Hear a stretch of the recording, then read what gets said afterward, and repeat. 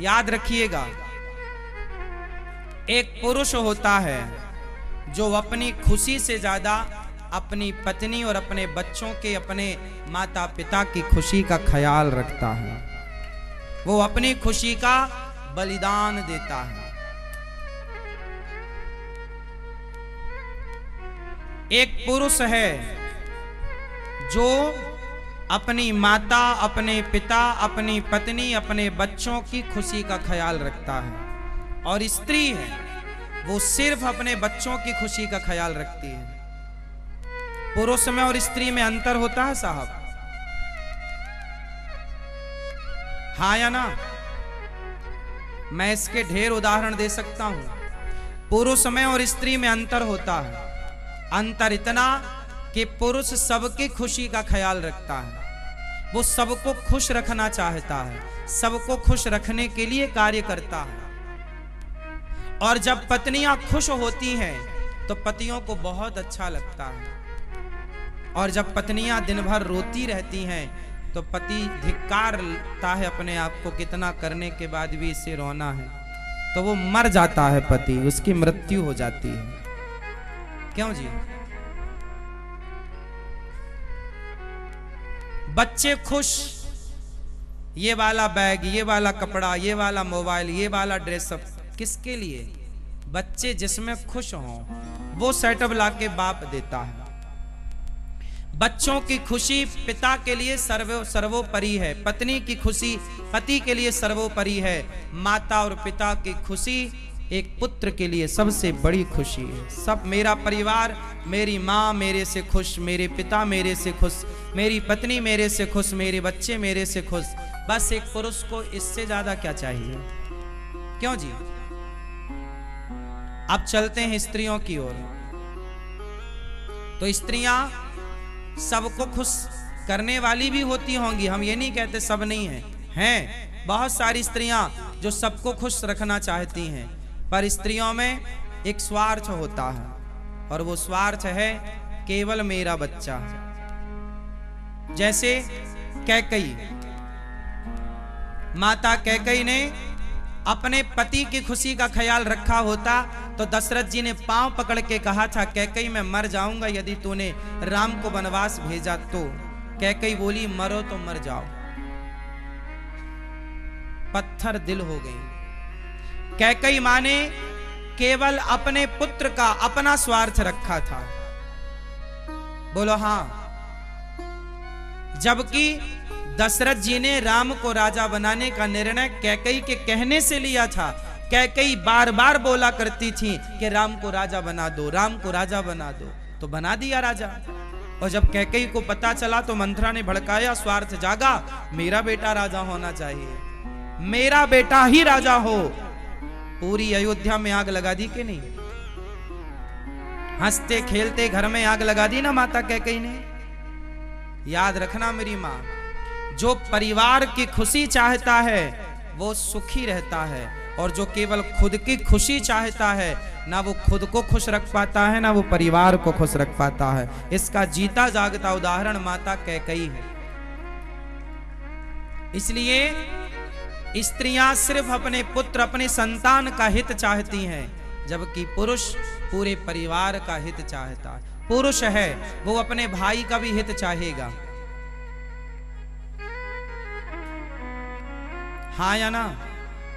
पर आपका पति अपने भाई का ज्यादा हित चाहने लग जाएगा तो तुम टोकने लग जाओगी, सारा भाई को ही लुटा रहे हो, ताने मारने लगे, सब दे दो भाई को, दे तो दिया सब तुमने, पीछे से वो उंगली करने लग जाएगी। ये स्वभाव आपका नहीं, ये प्रकृति ने बनाया है सबको, इसमें आपका कोई दोष नहीं है। सब पर ये बातें लागू नहीं है, पर बहुतों पर ये बात लागू है। आप मानते हैं इस बात को या नहीं? इसलिए पुरुष इसलिए कहता हूं कि पुरुषों का सम्मान किया करो। पुरुष अपनी पत्नी से कभी धन नहीं चाहता। कुछ नालायक पुरुष होते होंगे जो कहते होंगे जब आपके घर से पैसे ले, ऐसे पति भी होते हैं मार्केट में, ऐसे दुष्टों की भी कमी नहीं है, लेकिन ऐसे परसेंट कम है। पुरुष चाहता है कि बस परिवार खुश रहे। इसलिए पत्नियों को, बच्चों को, आपको भी चाहिए कि जो आपके घर में आपका पति है, आपका पिता है, आपका पुत्र है, जो पुरुष है, उसकी भी कुछ इच्छाएं होती हैं। स्त्रियों को तो जरा कुछ हुआ ना रोने लग जाती हैं। आपने कभी अपने घर के मर्दों को रोते देखा है? उत्तर दो, उत्तर दो। नहीं। क्या लगता है मर्दों की आंखें नहीं है, आंसू नहीं है, जज्बात नहीं है, भाव नहीं है? अरे मर्दों का भी मन करता है कभी कभी रोने का, पुरुषों का भी मन करता है कभी कभी रोने का, पर पुरुष रोता नहीं है। कभी रोने का मन करता है तो घर से बाहर जाकर अकेले रोता है, अकेले में रोता है। वो अपनी पत्नी के सामने कभी नहीं रोता, अपनी माँ के आगे कभी नहीं रोता, क्योंकि वो जानता है कि मैं रोऊंगा तो मुझे चुप कोई नहीं कराएगा, ये लोग और रोने लग जाएंगे। कोई ये ना पूछेगा कि क्यों रो रहे हो। संसार बड़ा स्वार्थी है साहब, इसलिए पुरुषों का सम्मान करना चाहिए। क्यों करना चाहिए? क्योंकि पुरुष, एक स्टडी आप देख सकते हैं, दुनिया की है, मैंने पिछली कई बार ये बातें दोहराई हैं, फिर आज इस प्रसंगवश दोहरा दूं। पुरुष कमाता है तो अपनी पत्नी को कभी ताने नहीं मारता कि मैं इतना कमाता हूं, मैं तुझे खिला रहा हूं, कभी नहीं बोलता। कोई बोलता हो 1% तो वो मूर्ख है। लेकिन स्त्रियां यदि कमाने लग जाएं तो वो अपने एटीट्यूड में चलने लग जाती हैं, पति की तरफ झांकती नहीं। ये बात सही है कि गलत है? सही है। मतलब पति के पांव ना जमीन से जुड़े, वो सब कुछ करता हुआ भी एटीट्यूड नहीं कर रहा है, परिवार को लेकर चल रहा है, और आप जरा सा तो एटीट्यूड आ गया कि हम तो सेल्फ डिपेंड है, क्या जरूरत है पति की। रिश्ते ऐसे नहीं चलते। इसलिए ईश्वर ने बनाया है। जो लोग आज कहते हैं ना कि स्त्रियां और पुरुष एक हैं, एक होते तो फिर भगवान पुरुष पुरुष ही बनाते, स्त्रियां क्यों बनाते? स्त्रियां और पुरुष ये दो हैं, एक है? बोलो, स्त्री और पुरुष एक है या दो हैं? स्त्री और पुरुष दो हैं, पर हमारे यहां जब पति पत्नी में समर्पण होता है तो उसे अर्धांगिनी कहा जाता है, आधा पुरुष आधी स्त्री। तब जाकर वो एक होती है। कब? जब समर्पण हो पत्नी का पति में और पति का पत्नी में, तब उसे अर्धांगिनी और अर्धनारीश्वर कहा जाएगा। स्त्री और पुरुष तब एक होते हैं जब समर्पण हो। समर्पण नहीं है तो एक कैसे हो सकते हैं? झगड़ा एक में होता है या दो में? उत्तर दो। झगड़ा एक में होता है। तो पति और पत्नी में झगड़ा हो रहा है, क्यों? क्योंकि ये दो हैं, जबकि विवाह का नियम है। शास्त्र कहते हैं कि समर्पण जब हो जाएगा तो पति और पत्नी, पति प्लस पत्नी बराबर, पति प्लस पत्नी बराबर क्या हुआ? पति प्लस पत्नी बराबर पति पत्नी नहीं, पति प्लस पत्नी बराबर अर्धांगिनी अर्धनारीश्वर। दोनों को 50-50 करके 100 एक है। पत्नी प्लस पति बराबर 1 + 1 बराबर 1 + 1 बराबर 1। जहां 2 वहीं झगड़ा। पति पत्नी में ये 1 + 1 नहीं चलेगा। 1 + 1 बराबर 2 नहीं, 1 + 1 बराबर 1 ही रहेगा। बोलो हाँ। यदि 1 का 1 ही रहा तब तो आप सही पति पत्नी, और 2 है तो फिर गलत रास्ते पर हो। समझ में आई? इसलिए ईश्वर ने जो बनाया है स्त्रियों को पुरुषों को, दोनों की प्लानिंग ईश्वर ने अलग अलग की है। इसलिए स्त्रियों को चाहिए कि आपके घर में जितने पुरुष हैं, पुत्र के रूप में, पिता के रूप में, पति के रूप में, उन पुरुषों का पुत्र बड़ा हो गया है, पति कमा रहा है, पिता बड़े हैं, बुजुर्ग हैं, तो पुरुष जिस रूप में आपके घर में हो, पिता के, पुत्र के या पति के रूप में, उस पुरुष का सम्मान किया जाना चाहिए। पुरुष केवल आपकी खुशी चाहता है, आप खुश रहें बस। पुरुष दिन भर हारा थका आए, पत्नी खुश है तो सब भूल जाता है। अब वहां पति हारा थका आया और पत्नी मुंह फुला के बैठी है,